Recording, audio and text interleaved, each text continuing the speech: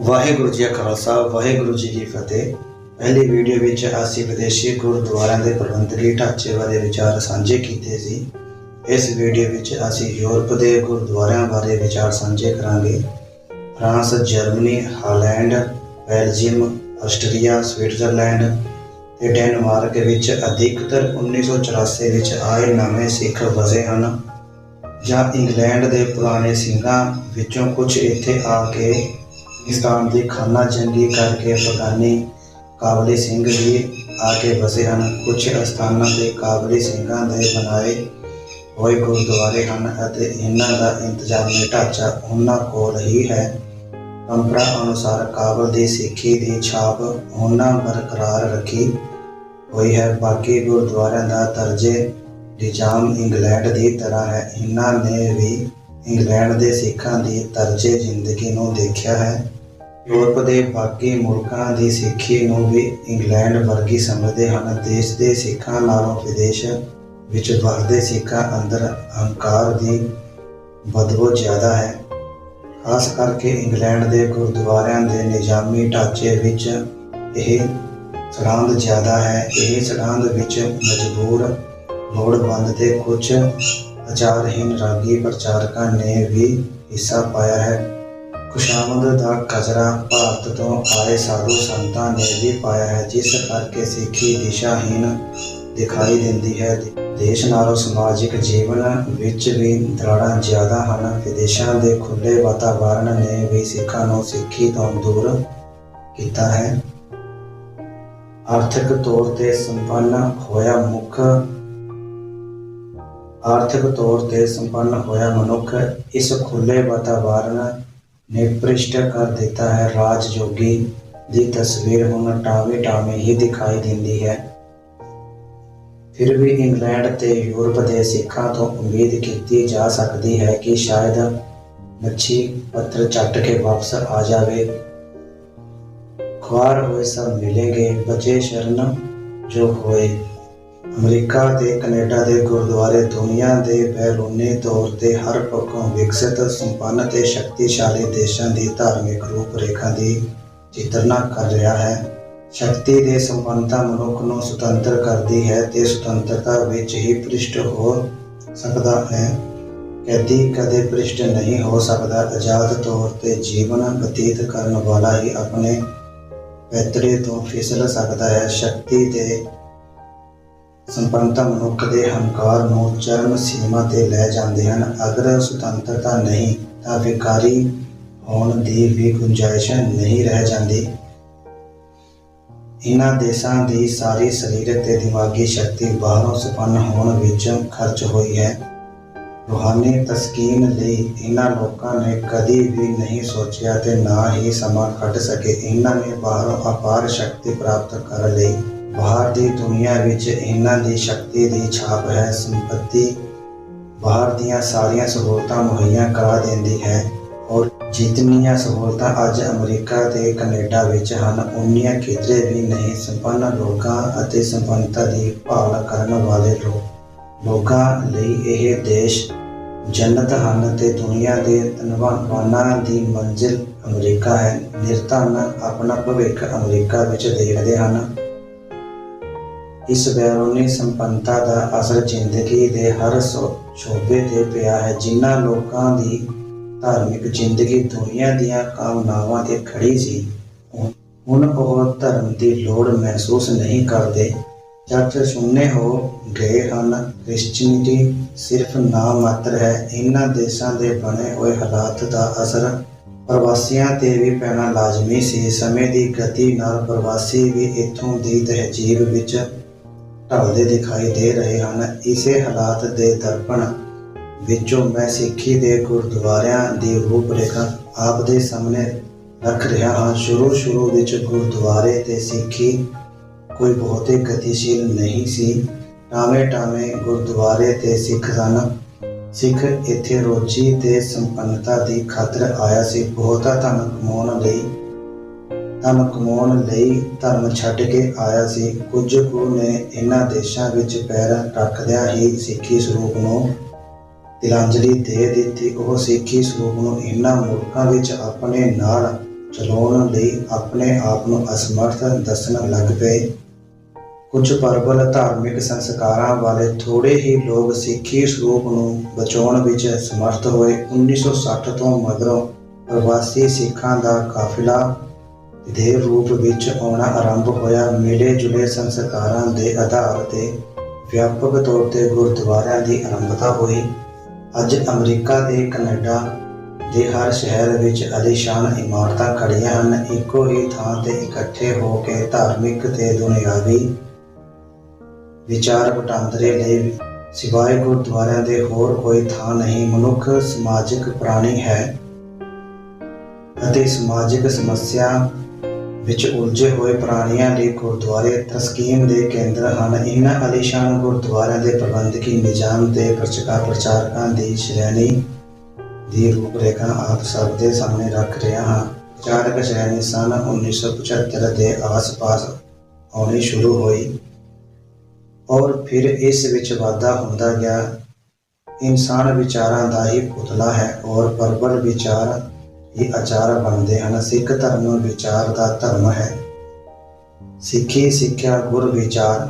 ਗੁਰੂ ਪਰਮਾਤਮਾ ਮਨੁੱਖ ਦੇ ਵਿਚਾਰ ਦਾ ਹਿੱਸਾ ਬਣੇ, ਫਿਰ ਯਾਦ ਸਿਮਰਤੀ ਬਣੇ। ਇਸ ਲਈ ਪ੍ਰਚਾਰ ਦੀ ਲੋੜ ਪੈਂਦੀ ਹੈ। ਗੁਰਬਾਣੀ ਦਾ ਮਹਾਵਾਕ ਇਸ ਦੀ ਰੂਪਰੇਖਾ ਦਰਸਾ ਰਿਹਾ ਹੈ। ਨਿਰੋਲ ਗੁਰੂ ਪਰਮਾਤਮਾ ਦਾ ਪ੍ਰਚਾਰ ਵਕਤੀ ਤੌਰ 'ਤੇ ਸੰਗਤਾਂ ਨੂੰ ਪ੍ਰਭਾਵਿਤ ਨਹੀਂ ਕਰਦਾ। ਸੁਣਦੇ ਸੁਣਦੇ ਜਦ ਸਰੋਤ ਉੱਚੀ ਹੋਵੇ ਤਾਂ ਪ੍ਰਭਾਵ ਪੈਂਦਾ ਹੈ। ਪ੍ਰਚਾਰਕ ਤਿੰਨ ਕਿਸਮ ਦੇ ਹੁੰਦੇ ਹਨ: ਅਨੁਭਵਹੀਣ ਪ੍ਰਚਾਰਕ, ਯੁਕਤੀਹੀਣ ਪ੍ਰਚਾਰਕ, ਅਨੁਭਵੀ ਪ੍ਰਚਾਰਕ। ਦੇਸ਼ ਦੀ ਤਰ੍ਹਾਂ ਇੱਥੇ ਵੀ ਅਨੁਭਵ ਤੇ ਯੁਕਤੀਹੀਣ ਪ੍ਰਚਾਰਕਾਂ ਦੀ ਭਰਮਾਰ ਹੈ। ਜਿਸ ਅਨੁਭਵਹੀਣ ਪ੍ਰਚਾਰਕ, ਯੁਕਤੀਹੀਣ ਪ੍ਰਚਾਰਕ, ਅਨੁਭਵੀ ਪ੍ਰਚਾਰਕ। ਦੇਸ਼ ਦੀ ਤਰ੍ਹਾਂ ਇੱਥੇ ਵੀ ਅਨੁਭਵ ਤੇ ਯੁਕਤੀਹੀਣ ਪ੍ਰਚਾਰਕਾਂ ਦੀ ਭਰਮਾਰ ਹੈ। ਜਿਸ ਵਿਚਾਰ ਬਾਰੇ ਕੋਈ ਮਨੋਤ ਨਹੀਂ ਤੇ ਉਸ ਦੀ ਕੋਈ ਸਮਝ ਵੀ ਨਹੀਂ, ਉਸ ਦਾ ਕਥਨ ਕਰਨਾ ਸਿਰਫ ਤੋਤਾ ਰਟਨ ਹੁੰਦਾ ਹੈ। ਉਸ ਨਾਲ ਸਮਾਂ ਤਾਂ ਪਾਸ ਹੋ ਜਾਂਦਾ ਹੈ ਪਰ ਸਫਲ ਨਹੀਂ ਹੁੰਦਾ। ਇਸ ਤਰ੍ਹਾਂ ਦੀਆਂ ਕਥਨੀਆਂ ਦੀ ਭਰਮਾਰ ਹੈ। ਅਨੁਭਵੀ ਅਣਖੀਲੇ ਨਾਮ ਮਾਤਰ ਹੀ ਹਨ, ਜਿਸ ਕਰਕੇ ਗੁਰਮਤਿ ਪ੍ਰਚਾਰ ਦਾ ਵਿਆਪਕ ਪੱਧਰ 'ਤੇ ਕੋਈ ਲਾਭ ਨਹੀਂ ਹੁੰਦਾ। ਬਣੇ ਹੋਏ ਪ੍ਰਬੰਧਕੀ ਢਾਂਚੇ ਕਰਕੇ ਅਨੁਭਵੀ ਤੇ ਅਣਖੀਲਿਆਂ ਦਾ ਦਾਇਰਾ ਸੀਮਤ ਹੈ। ਲੋਕ ਦੀ ਸੰਪਦਾ ਧਰਮ ਹੈ ਪਰ ਦੁਨਿਆਵੀ ਲੋੜਾਂ ਦੀ ਪੂਰਤੀ ਧਨ 'ਤੇ ਖੜੀ ਹੈ। ਧਨ ਦਾ ਪਲੜਾ ਮਨੁੱਖ ਦੇ ਦਿਲ ਤੇ ਤਰਾਜੂ 'ਤੇ ਸਦਾ ਭਾਰਾ ਹੀ ਰਹਿੰਦਾ ਹੈ। ਧਨ ਦੀ ਖਾਤਰ ਧਰਮ ਨੂੰ ਵੀ ਪਾਸੇ ਰੱਖਿਆ ਜਾ ਸਕਦਾ ਹੈ। ਪ੍ਰਚਾਰਕ ਸ਼੍ਰੇਣੀ ਵੀ ਇਸੇ ਦਾਇਰੇ ਵਿੱਚ ਆ ਜਾਂਦੀ ਹੈ। ਇਸ ਸ਼੍ਰੇਣੀ ਦੇ ਆਰੰਭ ਕਾਲ ਤੋਂ ਇੱਕ ਮਾਨਸਿਕ ਕਮਜ਼ੋਰੀ ਚਲੀ ਆਉਂਦੀ ਹੈ। ਇਹ ਹਮੇਸ਼ਾ ਦੂਸਰੇ ਪ੍ਰਚਾਰਕ ਨੂੰ ਬਰਦਾਸ਼ਤ ਨਹੀਂ ਕਰਦੇ। ਬ੍ਰਾਹਮਣਾਂ ਦੀ ਪ੍ਰਚਾਰਕ ਸ਼੍ਰੇਣੀ ਵਿੱਚ ਵੀ ਇਹੋ ਮਨੋਵਿਰਤੀ ਪ੍ਰਬਲ ਹੈ। ਜਿਵੇਂ ਸ਼ਰੀਕਾਚਾਰੀ ਵਿੱਚ ਈਰਖਾ ਹੁੰਦੀ ਹੈ, ਉਹੀ ਈਰਖਾ ਇਸ ਧਾਰਮਿਕ ਦੁਨੀਆ ਵਿੱਚ ਵੀ ਦਿਖਾਈ ਦਿੰਦੀ ਹੈ। ਵਿਦੇਸ਼ ਵਿੱਚ ਆਰਥਿਕ ਲਾਭ ਜ਼ਿਆਦਾ ਹੋਣ ਕਰਕੇ ਈਰਖਾ ਵੀ ਜ਼ਿਆਦਾ ਹੈ। ਇੱਕ ਦੂਜੇ ਦੀ ਸੋਚਣੀ ਤੋਂ ਲਾਭ ਲੈਣ ਦੀ ਥਾਂ ਇੱਕ ਦੂਜੇ ਦੀ ਨਿੰਦਿਆ ਵਿੱਚ ਰੁੱਝੇ ਰਹਿੰਦੇ ਹਨ। ਹਰ ਵਕਤ ਇੱਕ ਦੂਜੇ ਦੀ ਮਾਰੂ ਨੀਤੀ ਅਪਣਾਉਂਦੇ ਹਨ। ਆਤਮ ਰਸ ਤੋਂ ਹੀਣਾ ਪ੍ਰਚਾਰ ਸਿਰਫ ਤਰਕ ਕੁਤਰਕ 'ਤੇ ਹੀ ਖੜਾ ਹੁੰਦਾ ਹੈ। ਇੱਥੇ ਵੀ ਦੇਸ਼ ਨਾਲੋਂ ਪ੍ਰਚਾਰ ਦਾ ਦਾਇਰਾ ਸੀਮਤ ਹੈ। ਗੁਰਦੁਆਰੇ ਦੀ ਚਾਰ ਦੀਵਾਰੀ ਤੋਂ ਇਲਾਵਾ ਇਸ ਸ਼੍ਰੇਣੀ ਦੀ ਵਿਚਾਰਧਾਰਾ ਹੋਰ ਕਿਧਰੇ ਨਹੀਂ ਪੁੱਜਦੀ, ਕਿਉਂਕਿ ਬਹੁਤੀ ਵਿਚਾਰਧਾਰਾ ਸਮੇਂ ਸਿਧਾਂਤ ਤੇ ਗਿਆਨ ਵਿਗਿਆਨ ਤੋਂ ਹੀਣੀ ਹੁੰਦੀ ਹੈ। ਕੁਝ ਪ੍ਰਚਾਰਕ ਧਰਮ ਦੀ ਰੂਪਰੇਖਾ ਨੂੰ ਬਿਆਨ ਕਰਨ ਵਿੱਚ ਸਫਲ ਹੁੰਦੇ ਹਨ, ਲੇਕਿਨ ਉਹ ਆਪ ਧਾਰਮੀ ਨਹੀਂ ਹੁੰਦੇ, ਜਿਸ ਕਰਕੇ ਵਿਚਾਰਾਂ ਸਿਰਫ ਕੰਨਾਂ ਤੱਕ ਹੀ ਪੁੱਜਦੀਆਂ ਹਨ। ਅਣਮਤ ਦੇ ਕੁਝ ਪ੍ਰਚਾਰਕਾਂ ਨੇ ਅਮਰੀਕਨ ਲੋਕਾਂ ਦੇ ਦਿਮਾਗ 'ਤੇ ਚੰਗਾ ਚੋਖਾ ਪ੍ਰਭਾਵ ਪਾਇਆ, ਜਿਸ ਕਰਕੇ ਕਈ ਅਮਰੀਕਨ ਸ੍ਰੀ ਭਗਵਦ ਗੀਤਾ ਪੜ੍ਹਦੇ ਹੋਏ ਦਿਖਾਈ ਦਿੰਦੇ ਹਨ। ਸਾਡੀ ਸ਼੍ਰੇਣੀ ਸਤਿਗੁਰਾਂ ਜੀ ਦੀ ਅੰਮ੍ਰਿਤਮਈ ਬਾਣੀ ਨੂੰ ਗੁਰਦੁਆਰੇ ਦੀ ਹਦੂਦਬੰਦੀ ਤੋਂ ਬਾਹਰ ਨਹੀਂ ਲਿਜਾ ਸਕੀ। ਸੀਮਤ ਸ਼ਕਤੀ ਹੋਣ ਕਰਕੇ ਪ੍ਰਚਾਰਕ ਵੀ ਸੀਮਤ ਹਨ। ਇਸ ਤਰ੍ਹਾਂ ਚੱਲਦਾ ਹੋਇਆ ਪ੍ਰਚਾਰ ਅਗਾਂਹ ਵਧੂ ਨਹੀਂ ਹੈ। ਔਰ ਇਸ ਸੰਬੰਧ ਵਿੱਚ ਕੁਛ ਸੋਚਿਆ ਜਾ ਰਿਹਾ ਹੋਵੇ, ਕੁਛ ਦਿਖਾਈ ਵੀ ਨਹੀਂ ਦਿੰਦਾ। ਪ੍ਰਚਾਰਕ ਸ਼੍ਰੇਣੀ ਇੱਥੇ ਦੋ ਹਿੱਸਿਆਂ ਵਿੱਚ ਵੰਡੀ ਹੋਈ ਹੈ। ਪ੍ਰਥਮ ਸੰਤ ਸਮਾਜ, ਦੂਜੇ ਰਾਗੀ ਪ੍ਰਚਾਰਕ। ਸੰਤ ਸਮਾਜ ਕਾਫੀ ਪੁਰਾਣੇ ਸਮੇਂ ਤੋਂ ਆ ਰਿਹਾ ਹੈ। ਕੁਝ ਆਪਣੇ ਇਲਾਕਿਆਂ ਦੇ ਸਿੰਘ ਸੰਤਾਂ ਨੂੰ ਬੁਲਾਉਂਦੇ ਹਨ ਤੇ ਕੁਝ ਵਿਆਪਕ ਤੌਰ ਤੇ ਸੱਦੇ ਜਾਂਦੇ ਹਨ। ਰੱਬੀ ਰਿਜ਼ਕ ਇਹਨਾਂ ਵਿੱਚ ਟਾਵੇਂ ਹਨ ਤੇ ਉਹ ਗੁਮਨਾਮ ਵੀ ਹਨ। ਜ਼ਿਆਦਾਤਰ ਗੱਦੀ ਨਸ਼ੀਨ ਡੇਰੇਦਾਰ ਹਨ ਜੋ ਕਰਨੀ ਪ੍ਰਧਾਨ ਪੁਰਸ਼ਾਂ ਦੀ ਥਾਂ ਤੇ ਬੈਠੇ ਹਨ। ਇਹਨਾਂ ਦਾ ਪ੍ਰਚਾਰ ਸਿਰਫ ਉਹਨਾਂ ਮਹਾਂਪੁਰਸ਼ਾਂ ਦੇ ਨਾਮ ਨੂੰ ਉਜਾਗਰ ਕਰਨਾ ਹੁੰਦਾ ਹੈ ਜਿਨ੍ਹਾਂ ਦੀ ਥਾਂ ਤੇ ਇਹ ਬੈਠੇ ਹਨ। ਇਹ ਜ਼ਾਹਰਾ ਤੌਰ ਤੇ ਸਟੇਜ ਉੱਪਰ ਮਾਇਆ ਨਹੀਂ ਲੈਂਦੇ, ਲੇਕਿਨ ਸਟੇਜ ਤੋਂ ਬਿਨਾਂ ਖੁੱਲ੍ਹੀ ਆਵਾਜਾਈ ਚੱਲਦੀ ਹੈ। ਡੇਰੇ ਅਸਥਾਨ ਬਣਾਉਣ ਜਾਂ ਇਸ ਤਰ੍ਹਾਂ ਦੇ ਹੋਰ ਤਾਮੀਰ ਕਰਨ ਦੀ ਖੁੱਲ੍ਹੀ ਮੰਗ ਚੱਲਦੀ ਹੈ। ਕੁਝ ਸ਼ਰਧਾਲੂ ਪੂਰਨ ਤੌਰ ਤੇ ਖੁੱਲ੍ਹੇ ਰੂਪ ਵਿੱਚ ਸੇਵਾ ਕਰਦੇ ਹਨ। ਸਵਾਰਥ ਵਸ ਹੋ ਇੱਕ ਅਸਥਾਨ ਦੀਆਂ ਕਈ ਸ਼ਾਖਾਵਾਂ ਬਣ ਗਈਆਂ ਹਨ। ਕਈ ਤਾਂ ਬਿਲਕੁਲ ਵਹੀਰ ਦਾ ਰੂਪ ਹੀ ਧਾਰਨ ਕਰ ਗਈਆਂ ਹਨ। ਕੁਝ ਇਹਨਾਂ ਦੇਸ਼ਾਂ ਵਿੱਚ ਡੇਰੇ ਉਸਾਰਨ ਵਿੱਚ ਸਫਲ ਹੋਏ ਹਨ। ਅਲੀਸ਼ਾਨ ਡੇਰਿਆਂ ਤੇ ਅਪਾਰ ਸੰਪਦਾ ਖਰਚ ਹੋਈ ਹੈ। ਦੇਸ਼ ਦੀ ਤਰ੍ਹਾਂ ਹਰ ਡੇਰੇ ਦੀ ਆਪਣੀ ਮਰਿਆਦਾ ਹੈ। ਪੁੰਨਿਆ ਮੱਸਿਆ ਤੋਂ ਇਲਾਵਾ ਮਹਾਂਪੁਰਸ਼ਾਂ ਦੀਆਂ ਬਰਸੀਆਂ ਤੇ ਵਿਆਪਕ ਇਕੱਠ ਹੁੰਦੇ ਹਨ। ਸਵਾਮੀ ਰਾਮ ਤੀਰਥ, ਵਿਵੇਕਾਨੰਦ, ਮਹੇਸ਼ ਯੋਗੀ ਤੇ ਆਚਾਰੀਆ ਰਜਨੀਸ਼ ਦੀ ਤਰ੍ਹਾਂ ਦੀ ਕੋਈ ਵਿਆਪਕ ਪਹਿਚਾਣ ਨਹੀਂ ਹੈ। ਗੁਰਬਾਣੀ ਵਿਚਲੀਆਂ ਸੰਤ ਉਪਮਾ ਦੀਆਂ ਪੰਕਤੀਆਂ ਨੂੰ ਗਾਇਨ ਕਰਨ ਜਾਂ ਵਿਆਖਿਆ ਕਰਨ ਤੱਕ ਹੀ ਇਹਨਾਂ ਦਾ ਪ੍ਰਚਾਰ ਸੀਮਤ ਹੈ। ਔਰ ਗੁਰਬਾਣੀ ਜਿਸ ਸੰਤ ਸੁਭਾਅ ਦੀ ਉਪਮਾ ਕਰਦੀ ਹੈ, ਪ੍ਰਤੱਖ ਰੂਪ ਵਿੱਚ ਉਹ ਸੰਤ ਇਹ ਆਪ ਹੀ ਹੁੰਦੇ ਹਨ। ਇਕੱਤਰ ਇਕੱਠੀਆਂ ਹੋਣ ਵਾਲੀਆਂ ਸੰਗਤਾਂ ਵੀ ਸੀਮਤ ਸਰੋਤ ਧਾਰਨੀ ਹੁੰਦੀਆਂ ਹਨ ਔਰ ਉਹ ਆਪਣੀਆਂ ਕਾਮਨਾਵਾਂ ਦੀ ਪੂਰਤੀ ਇਹਨਾਂ ਸੰਤਾਂ ਵਿੱਚ ਵੇਖਦੀਆਂ ਹਨ। ਬਹੁਤ ਸਾਰਿਆਂ ਦਾ ਕੀਰਤਨੀ ਅੰਦਾਜ਼ ਢੋਲਕ ਤੇ ਚਿਮਟਿਆਂ ਤੇ ਹੀ ਖੜਾ ਹੈ ਜੋ ਆਮ ਸੰਗਤਾਂ ਨੂੰ ਬਹੁਤਾ ਪ੍ਰਭਾਵਿਤ ਕਰਦਾ ਹੈ। ਗੁਰਬਾਣੀ ਚਿੰਤਨ ਉਸ ਦੀ ਦਿਸ਼ਾ ਸੇਧ ਤੋਂ ਬਹੁਤੇ ਵਾਜੇ ਹਨ।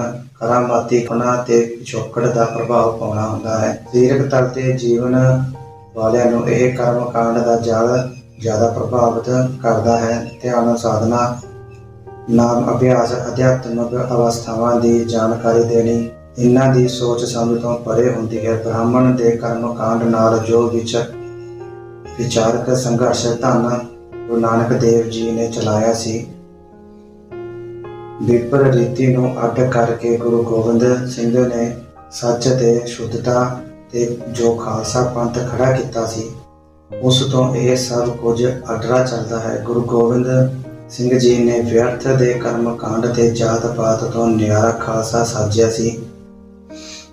ਗੁਰੂ ਵਾਕ ਅਨੁਸਾਰ ਜਬ ਲਗ ਖਾਲਸਾ ਰਹੇ ਨਿਆਰਾ, ਤਬ ਲਗ ਤੇਜ ਦਿਓ ਮੈਂ ਸਾਰਾ। ਪਰ ਇਹਨਾਂ ਦਾ ਪ੍ਰਚਾਰ ਇਸ ਸਿਧਾਂਤ ਤੋਂ ਹੀ ਨਿਆਰਾ ਹੈ। ਇਸ ਵਾਸਤੇ ਇਹ ਹੁਣ ਗੁਰਮਤਿ ਤੋਂ ਨਿਆਰੇ ਦਿਖਾਈ ਦਿੰਦੇ ਹਨ। ਭਜਨੀਕ ਮਹਾਂਪੁਰਸ਼ ਗੁਮਨਾਮ ਹਨ। ਉਹ ਸਾਧ ਜ਼ਿਆਦਾ ਕਾਮਯਾਬ ਹਨ ਜੋ ਕਾਮਨਾਵਾਂ ਦੀ ਪੂਰਤੀ ਕਰਨ ਦੇ ਦਾਅਵੇ ਕਰਦੇ ਹਨ ਜਾਂ ਉਹਨਾਂ ਦੇ ਇਲਾਕੇ ਦੀ ਸੰਗਤ ਜ਼ਿਆਦਾ ਤਾਦਾਦ ਵਿੱਚ ਹੋਵੇ। ਆਪਣੇ ਆਪ ਨੂੰ ਗੁਰੂ ਜੈਸਾ ਪ੍ਰਗਟ ਕਰਨ ਦੀ ਕੋਸ਼ਿਸ਼ ਕਰਦੇ ਹਨ, ਭਾਵੇਂ ਉਹ ਆਪਣੀ ਜ਼ੁਬਾਨ ਨਾਲ ਇਸ ਤਰ੍ਹਾਂ ਨਹੀਂ ਆਖਦੇ। ਗੁਰਮਤਿ ਦੀ ਸੀਮਤ ਸੋਚਣੀ ਹੋਣ ਕਰਕੇ ਭਾਵ ਸੰਗਤਾਂ ਜ਼ਿਆਦਾ ਕਬੂਲਦੀਆਂ ਹਨ। ਕਥਨੀ ਵਿੱਚ ਆਪਣੇ ਆਪ ਨੂੰ ਤਿਆਗੀ ਦੱਸਦੇ ਹੋਏ ਗ੍ਰਹਿਸਥੀਆਂ ਨਾਲੋਂ ਵੱਧ ਦੁਨਿਆਵੀ ਪਕੜ ਰੱਖਦੇ ਹਨ। ਸੰਗਤਾਂ ਦੇ ਬਹੁਤੇ ਪ੍ਰਭਾਵ ਕਰਕੇ ਪ੍ਰਬੰਧਕ ਵੀ ਖਾਮੋਸ਼ ਰਹਿੰਦੇ ਹਨ। ਇਸ ਤਰ੍ਹਾਂ ਦੇਹਧਾਰੀ ਗੁਰੂਆਂ ਦਾ ਪ੍ਰਚਾਰ ਅਧਿਕ ਹੁੰਦਾ ਹੈ। ਸ਼ਬਦ ਗੁਰੂ ਦੀ ਸਿਰਫ ਆੜ ਹੀ ਲਈ ਜਾਂਦੀ ਹੈ।